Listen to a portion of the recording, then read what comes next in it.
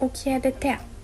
As DTA são causadas pela ingestão de alimentos ou água contaminados por micro-organismos vivos ou toxinas.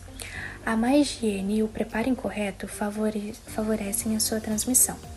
Podem ocorrer de 3 formas: infecções, ingestão de micro-organismos vivos, exemplo como a salmonela e a hepatite A; intoxicações alimentares, que são a ingestão de toxinas produzidas por micro-organismos, exemplo como o botulismo; e toxinfecções, ingestão de micro-organismos que liberam toxinas no organismo, exemplo a cólera.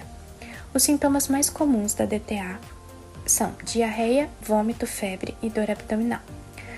Alguns exemplos de bactéria: salmonela, que está presente em ovos e carne mal cozida, e a Escherichia coli, que pode causar infecção intestinal e urinária.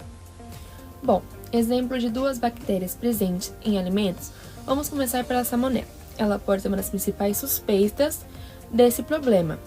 Essa bactéria ela é transmitida pelas fezes de animais e alimentos que não tiveram devido cuidado e não foram lavados e cozidos corretamente. Temos exemplos de 2. Temos frango e ovos. Eles são os principais causadores dessa bactéria.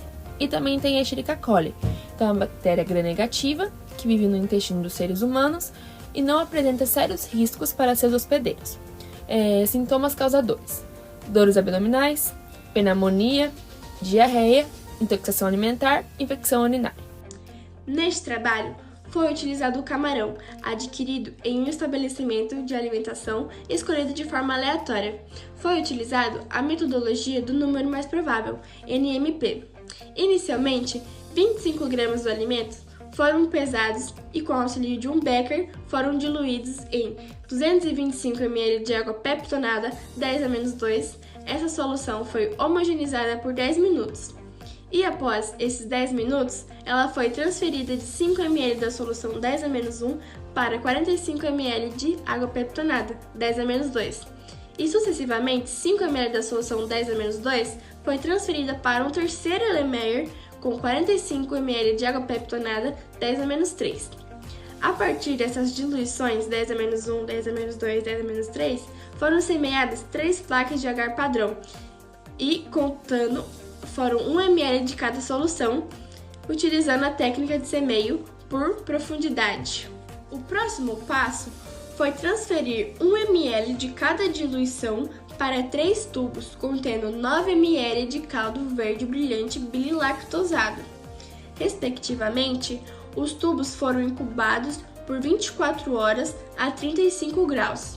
E após esse período de incubação, os tubos contendo caldo VBBL foram analisados quanto à formação de gás aprisionado dentro dos tubos de Durham. Os tubos considerados positivos foram repicados em caldos EC e incubados a 45 graus em banho-maria por até 48 horas.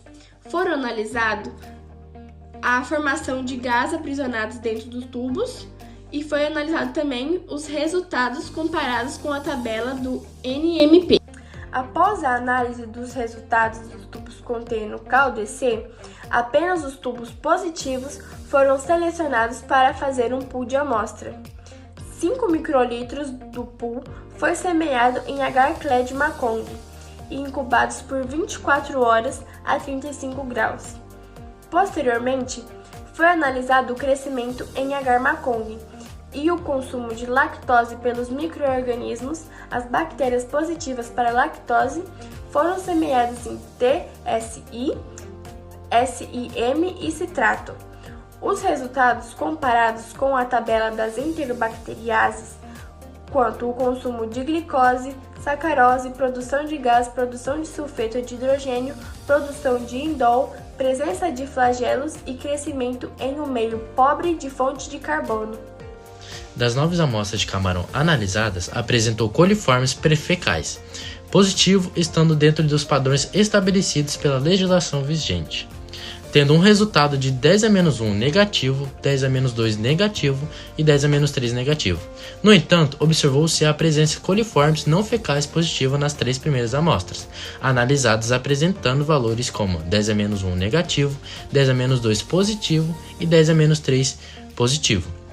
Porém, não existe legislação vigente que estabelece padrões para este parâmetro, mas a presença desses coliformes em alimentos pode indicar que houve falha na produção, manipulação ou no armazenamento, aumentando o risco de contaminação por outras bactérias patológicas.